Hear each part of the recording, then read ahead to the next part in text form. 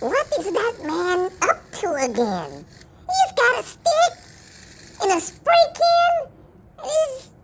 He looks lost. He doesn't know what he's doing. Oh my God. To be honest, most of the time I have no idea what I'm doing. But there's a quote from Lewis Howes that I hold on to. When you have a vision that is strong enough, nothing can stand in your way. And the starting point of all achievement is a burning desire. Your desire to succeed must be greater than the desire to stay where you are, as stated by Napoleon Hill. So how do we discover this vision? It begins with exposure. It's about stepping into a new world, exploring what's possible, and surrounding yourself with those who are already living your dreams. You have to see it, feel it, taste it, and let that experience light a fire in your soul.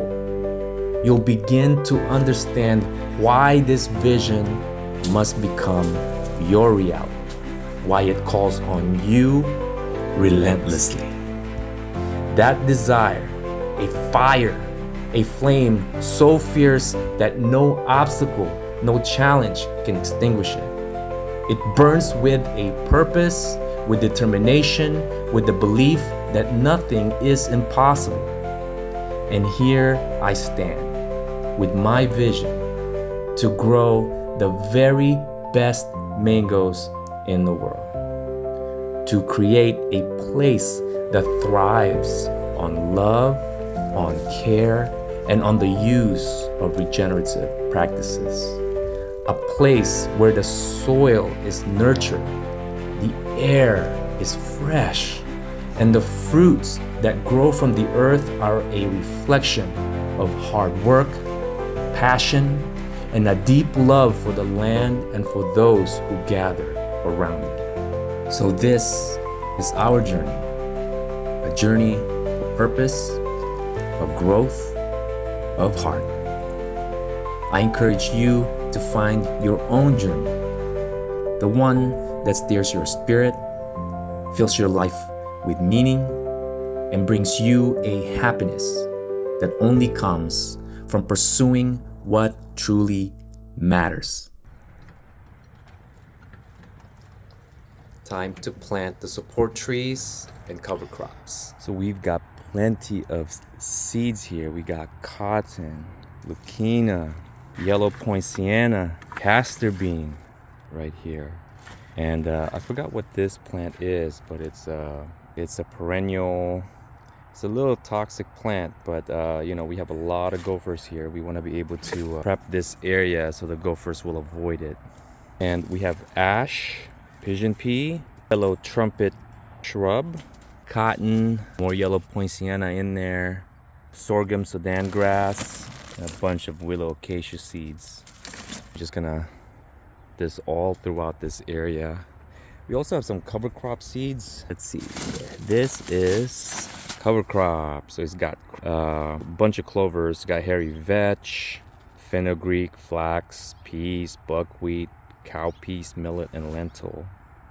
We're going to be distributing this all throughout this area to number one, to prevent erosion, to lock in the soils, and to just create organic biomass over here so we can plant fruit trees and whatever we want to plant over here. We'll also plant some Kurapia in this area to retain soil and also to make it like a nice matte green, similar to grass that is pretty much drought proof.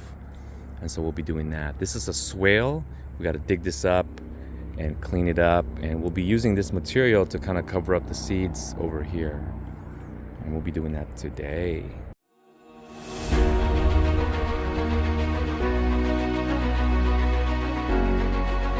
Right here. We got these green bins from our neighborhood.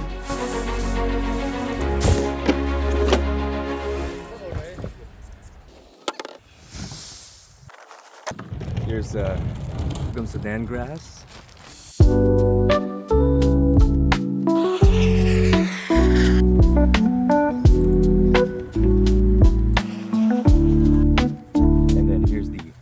ash tree, the trumpet flowers, and the pigeon peas. And we want the ash tree to go where it's not gonna mess with the electric lines and the fiber optic lines.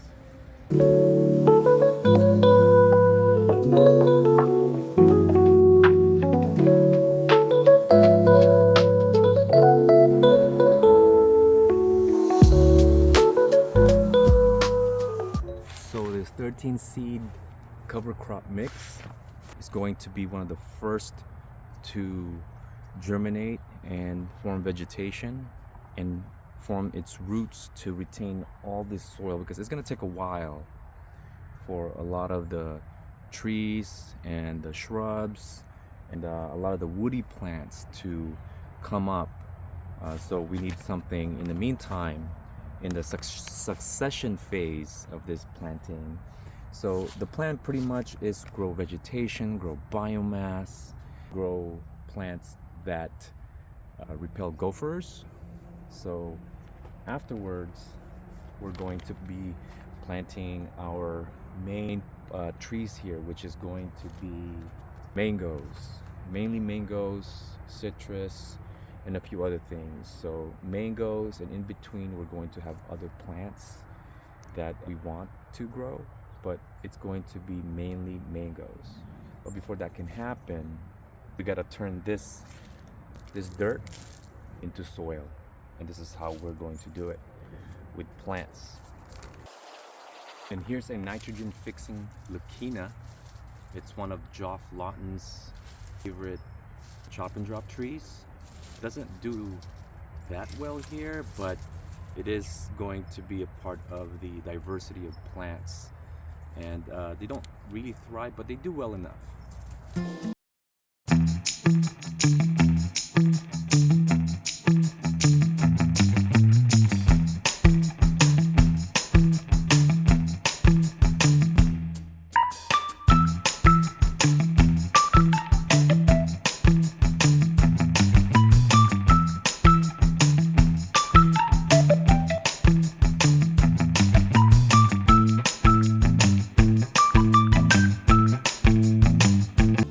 This is Kurapia. We're just spreading it all throughout this area. Okay. It's a very drought tolerant type of grass alternative. Once it gets established, it actually doesn't need water, except for the rains during our winters. So we're literally just going to dig a little bit, flop this in. Just gonna cover it just a little bit. Water it in.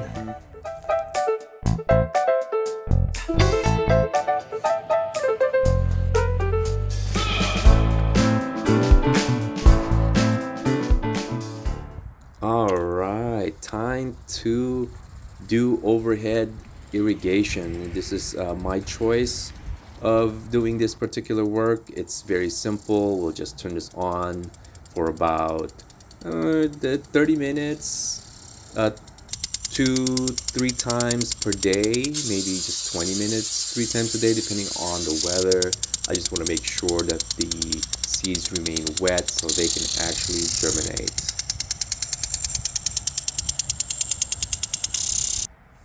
This is where we are getting our Kurapia from. This is kind of how we are propagating it to spread around our property. It's a really nice ground cover. Thank you for watching, guys.